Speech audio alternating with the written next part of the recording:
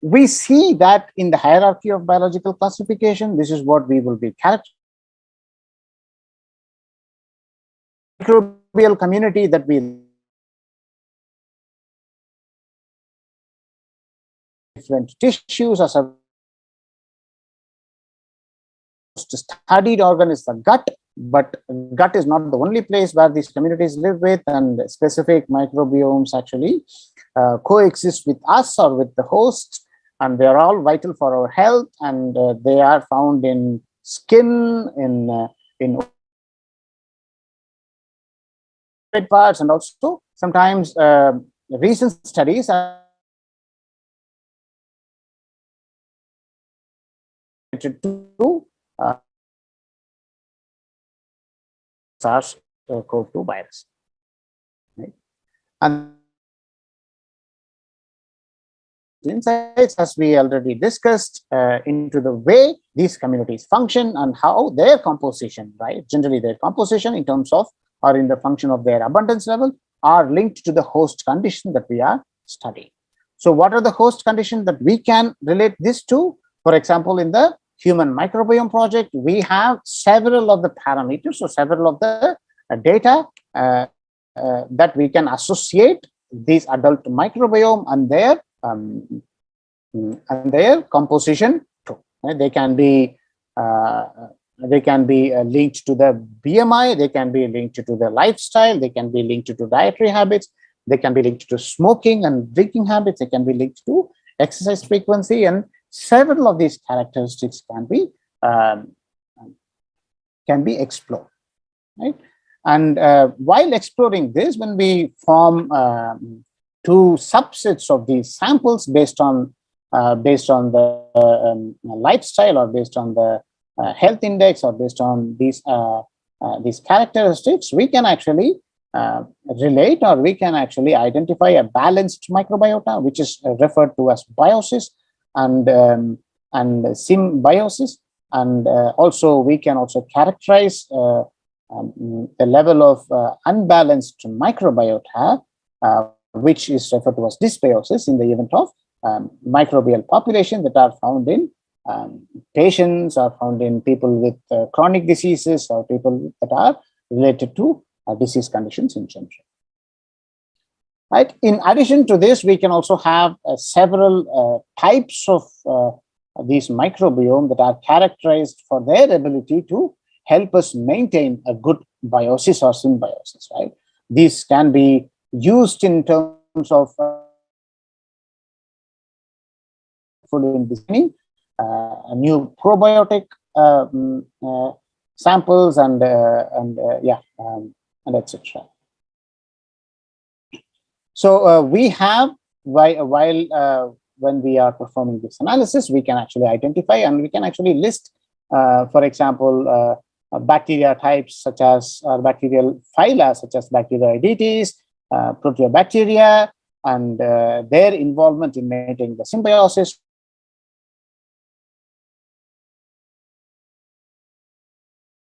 Firmicutes is usually associated with the increased level.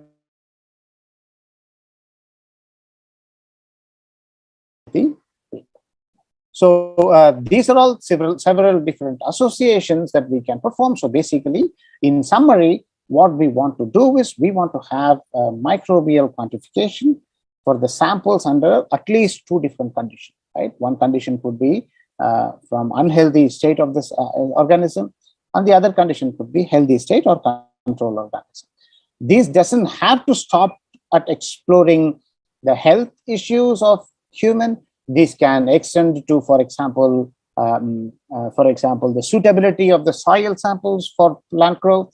This can extend to, for example, soil quantification, characterization in general, right? And several applications of this is actually done, and etc. that can be studied. So we will take a look at a couple of these practical examples, and in these practical examples, I want to show you I want to highlight some of the important key findings and how we can perform some of the analysis using OmicsLogic portal to arrive at these conclusions, and how we can leverage publicly available resources to generate a hypothesis, on how that hypothesis can be tested using code-free environment in trying to analyze the microbial or metagenomics data, and also using some code-oriented downstream analysis that are focusing on understanding the diversity of this microbial population in general, right? So if you have any questions until now, this is the time that you want to ask, and I'm monitoring the chat as I mentioned. Please go ahead and ask me the questions, and before we jump into the practical examples.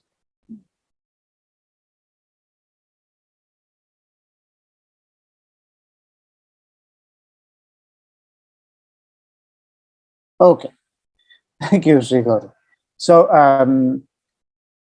So we already spoke about human microbiome, American Microbiome Project, and we have, for example, American Gut Project, which can be used to find patterns in the guts, right?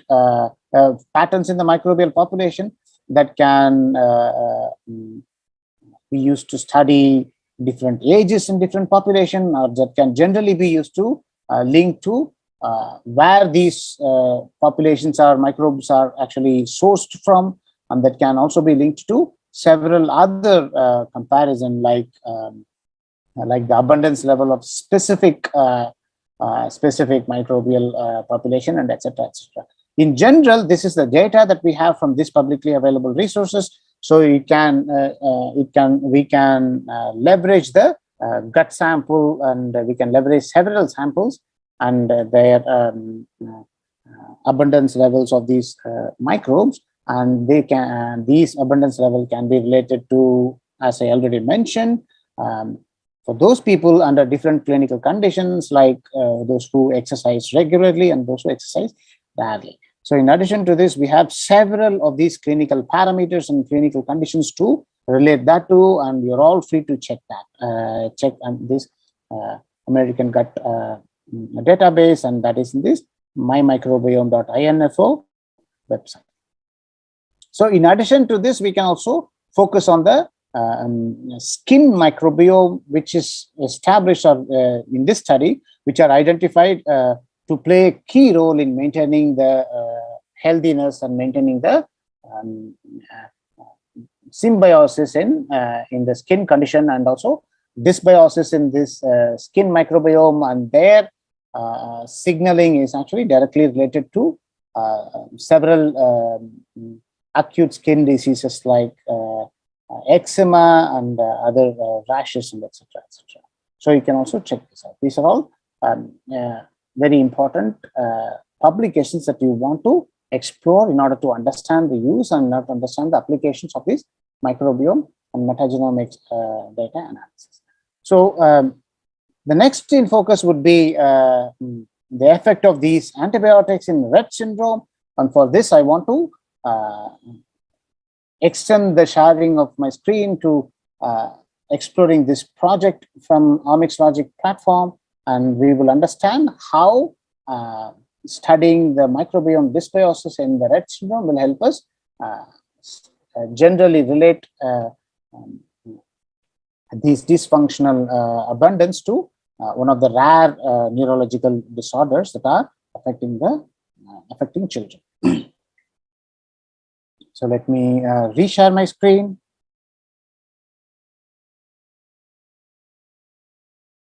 With my browser.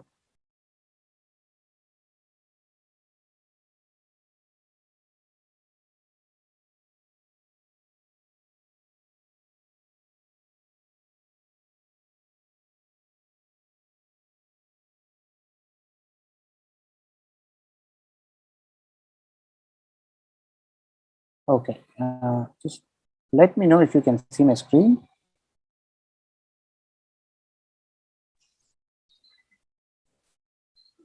Yes, sir. It's visible. Yes, perfect. Thank you very much. So, this is an example project that actually focuses on understanding the microbial. Yeah, thank you very much, Rigori, for the link. And those who have access to this project can actually open up this project with your login credentials and explore it with me, or you can also do this later. So we focus on the lessons that generally starts with a focus on relating the effectiveness of the drugs against these different microbial population and their effect on disturbing the balance of this microbial population in general. And these drugs, for example, are actually non-antibiotic drugs, and their effect on microbiota.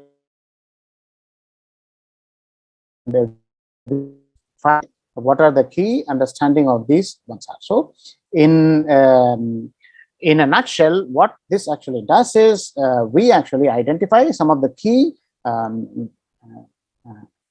bacterial population and their involvement in maintaining, for example, symbiosis and how they are actually depleted in terms of while using several of these non-antibiotic prescription drugs that we use.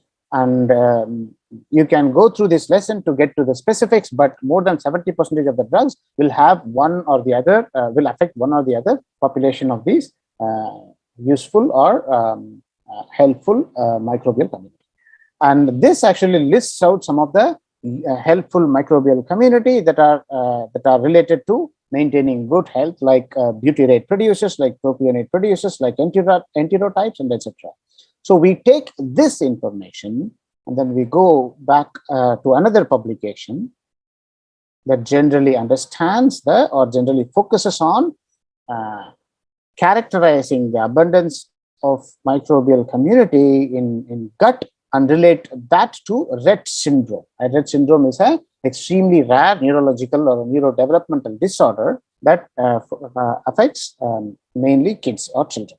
So we want to understand whether do we have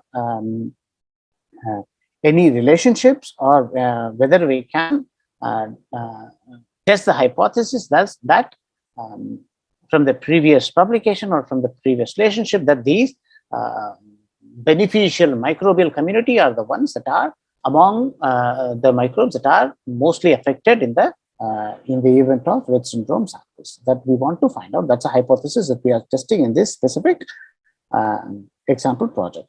So next, you can check some of the examples or some of the associated results and results on what was generally done in this publication and how we are going to use this data to study or to test our hypothesis.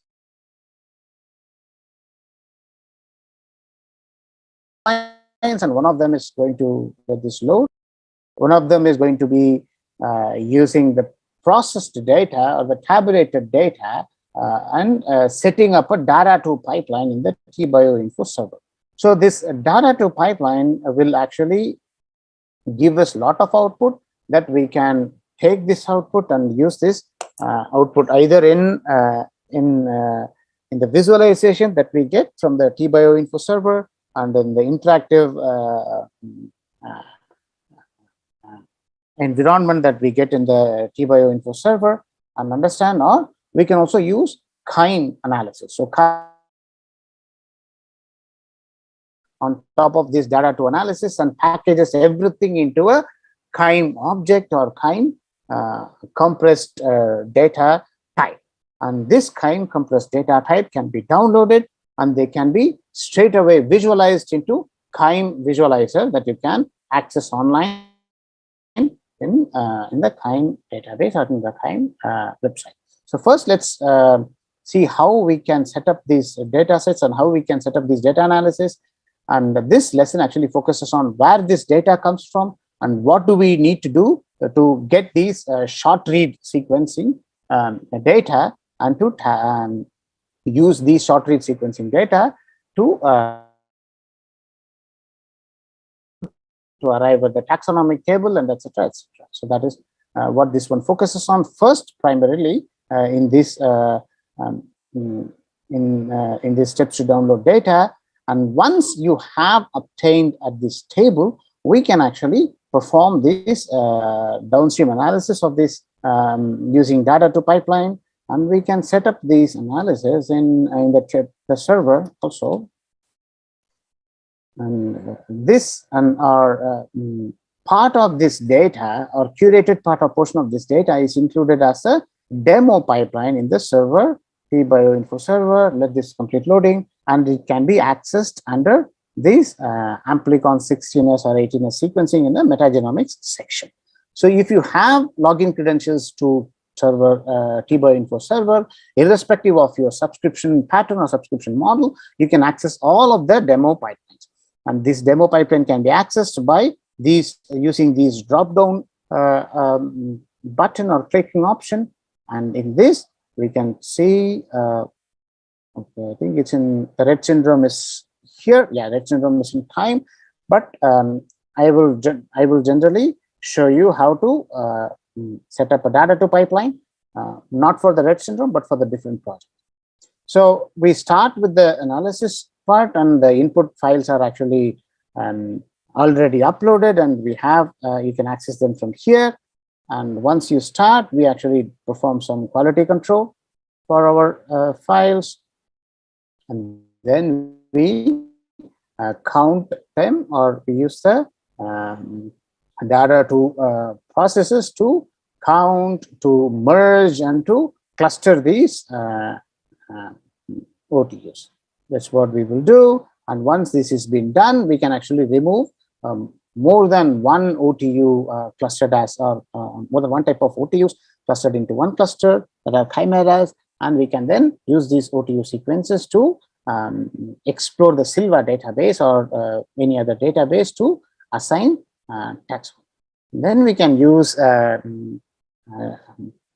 neighbor joining algorithm to develop phylogenetics of these OTUs, which is one of the key steps in understanding or in exploring or characterizing the diversity of these OTUs or these samples. And then we can perform data visualization. Then we can end the pipeline.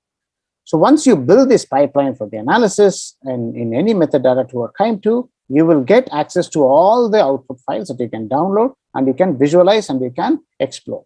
And what to explore and what to perform and what are the analysis to focus and what are the results to be identified and implicated can be thoroughly read and understood from the associated resources that we are linking to during each and every session of the program. So I want to show you some of the visualization that we actually show. And this is the abundance plot that you will often see or often notice in microbiome or metagenomics related publication. I think we should, yes, exactly, yeah. And this is an interactive abundance plot. We can quickly check which taxa of bacteria is this, does this specific section, and we see some difference in the abundance level of these bacteria IDs for different samples that can be related to their biological condition or phenotypic condition. And this specific plot, which is not proportional plot, which is raw abundance plot, and a relative abundance, relative proportional abundance plot can be used to understand the proportional abundance of several different microbial population or different samples. So this project also, I think, gives you option to guys to run the pipeline. I think in the yes, it gives the same result, same discusses the same thing. Here is where you can actually access the pipeline that we actually set up for the lesson that we focus on, right? It's the same data to pipeline, but for the it's not for the Rett syndrome, no, it's for different pipelines. Okay, we'll check that. So I wanted to show you that this proportional plot will help us clear some of the hypotheses that we generally develop once seeing the non-proportional or absolute abundance plot. Now, if we see this level of the bacteria IDs in these three samples, they are absolutely identical. because it has been scaled up, or it has been normalized across the different samples. That's what I wanted to show you. So these interactive visualization will help abundance level of our abundance level of microbial community from our sample. And in order to perform more specific analysis that we will also briefly, and an environment like R or Python to perform that analysis. Go to the server, and that can be accessed again as a demo pipeline under the KIME section of the metagenomics part, right? In this KIME, we see that the Rett syndrome project is here. We can go and set up this analysis quickly. So KIME adds some more steps to process and pre-process the data and post-process the data into KIME objects before applying data to pipeline into that, or data to analysis into our data, right? And it performs all the steps that we do in the data to, but it gives us some more options, or more options to perform some quality visualization. Once this is done,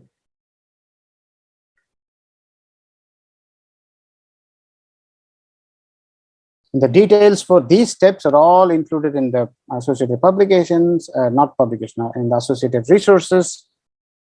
Go. So when you sign up for this program, you will get access to, okay, what happened here?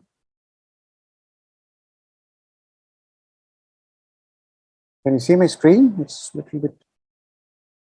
Yes, sir. The screen is visible, just it's black. Blacked out, right? Yeah, for some reasons it is. Yeah, for some reasons it is.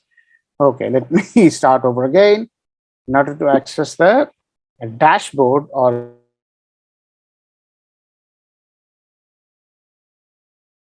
analyzing this data, or changing the key parameters of this data during visualization process, so that we can perform this analysis without rerunning the pipeline, or without resorting to any code-based methods, which we will also explore.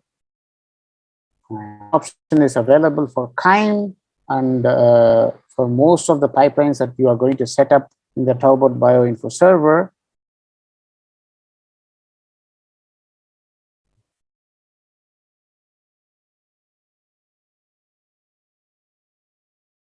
So the process involves in selecting the next available, or choosing one of the next available analysis options that are highlighted when you select the previous ones. So since this is a demo pipeline, it's only letting me select the path with which we have set up the pipeline. And in reality, when you select, or when you opt for these analysis methods, when you select one of these options or algorithms, then it's going to give you it's going to highlight all possible route that you can take. So why should I say that? You can design your analysis methods or sequences depending upon the data, depending upon the hypothesis that you are actually testing. So this external dashboard will give you options like, let it load,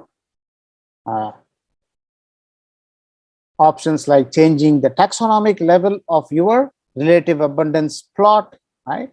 So in the interactive visualization plot, the taxonomic level is fixed once we have, when we are running the pipeline, or when we are accessing the pipeline, setting up the pipeline. Here you can change that from the family level, you can change that to phylum level, and explore their informative level of informativeness, right?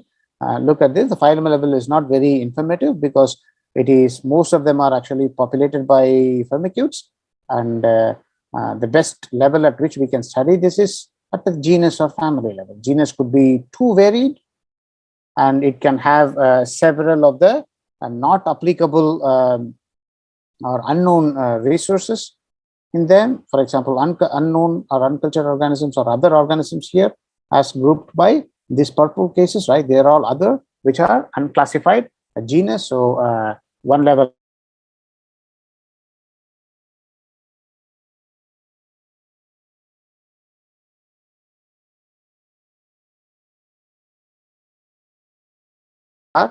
related to Rett syndrome or not from the disease. That is the host disease. Yes, here, and then it is going to update by itself, and then you can explore for them for their separation and for their distribution. So again, in the diversity plot, you can check different categories or different annotations of your samples. Here, I'm focused on Rett syndrome. You can also change this up by selecting, for example, body mass index, etc., that we want to select. So this dashboard gives you freedom and flexibility to change the annotation, to change the grouping level, and to change the display of the associated plots that are not possible in the interactive platform, or that are very helpful when you are opting for, or when we want to understand metagenomics data analysis using a code-free option. And this can also be performed using R as a tool for analysis, and that is actually given in this project 13, which explores the role of high fat diet on obesity using model system like mouse, right? When we go back to my keynote, let's see. Can you see my screen? So it's loading. It's not visible yet. Yes. Yes, sir. Now it's visible. Yeah. Right. The advantage of using a model system to understand the effect of microbial community and their abundance level on several different aspects is actually that we can use specific antibiotics to completely reduce or completely nullify the existing bacterial load in the model system, which is not possible for human samples. So we can take a mouse model, for example, and then completely divide that mouse model for any trace of microbial community in their gut, and then load them up with specific. We can process at the end of observation, process and quantify their abundance level. That is what is actually done in this specific project. So they take the mouse samples, and for completely cleaned up mouse, they give the mouse microbial community that is developed, or that is built, or that is actually developed for different mouse that takes high fat diet, and for another mouse, microbial samples from another mouse that take normal diet. So, and the behavioral changes for mouse that received microbial transplantation, community transplantation from high fat diet fed mouse, and compared to the microbial transplanted mouse that received transplantation from a normal diet mouse, and their behavioral differences are actually studied after a given number of time, and that are actually explored in this specific project. So on this downstream analysis, which takes the tables, or which takes the abundance table, which takes the taxonomic table, and which also takes a sample annotation, and then we can perform downstream analysis using R and using a package that we will definitely explore during the program, that and their usage in using phyloseq package, right? In this phyloseq package, we can bundle up this abundance table and this taxonomic information and this annotation information into one object, and this one object is what is repeatedly being used to study, for example, to measure the diversity across different sample or across groups of sample in terms of alpha diversity or in terms of beta diversity that can also be studied, right? This is simply the NMDS plot to show their differences using Bray distance method and some more phylogeny based distance methods like Unifrac, and these ones are also explored and given detailed account of how to perform this analysis using R as a tool for performing this analysis. This gives you a lot of flexibility in terms of the number of samples to analyze, in terms of what are the distance methods that you can choose to analyze, and what is visualization options like PCOA, NMDS, or UMAP to use to visualize your samples. So it also gives you a lot of freedom in terms of grouping of samples according to phyla, kingdom, and etc. Or you can also, for example, restrict your analysis to top 25 OTUs or top 50, depending upon their abundance levels or depending upon their diversity levels in this case. So that can also be studied. So this R as a tool for downstream analysis gives you all the codes for performing this analysis, and it also gives you a portion where you can try your knowledge of performing this analysis from the previous two resources, right? It gives you, or this console is an R console that is loaded at the back end, and you can perform all the analysis given in these measures of diversity or given in these sections. Use these to perform the analysis, and we have given you small assignments and challenges, and these challenges can be accessed from lesson 6. This is a continuation of lesson 6. So we go back to lesson 6 quickly, which focuses on how to set up these downstream analysis in phyloseq environment. Down. Yes, in try it yourself section. So we give options, or we give links to the input table, and then we actually leave out some of the key portions of the syntax. For example, here this is left out free or left out incomplete, so that you can refer, or you can, base on your understanding of how this is performed, complete this analysis in this console and gain a good feedback about for your own understanding for this code-based lessons. So similar analysis is also possible in Python, and more details are actually available in other associated resources, and also in we will explore Python's option to perform this analysis in the program also.